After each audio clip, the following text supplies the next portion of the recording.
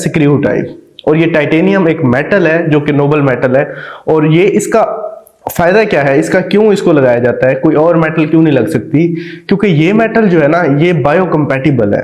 और इसको जब प्रिपेयर किया जाता है तो उसके बाद जब हम इसको जबड़े के अंदर लगाते हैं तो ये बॉडी के अंदर जो हड्डी है, जो हमारी हड्डी के अंदर जब ये लगती है तो उस हड्डी के साथ ये एक कनेक्शन डेवलप कर लेती है, उसके अंदर एक इंटीग्रेशन हो जाती है और ऐसे फील होता है बॉडी को कि ये जैसे बॉडी का हिस्सा है।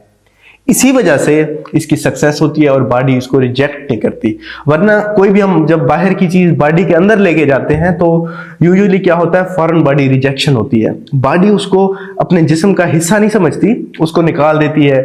उसका जो डिफेंस मैकेनिज्म होता है हमारी बॉडी के अंदर, कुव्वत मुदाफियत जो है, वो कोई भी चीज जो फौरन बॉडी को समझती है ये है, उसको निकाल देती है। लेकिन इसका ये फायदा है कि इसको बॉडी अपना हिस्सा समझ लेती है और यही इसकी सक्सेस की वजह बनी।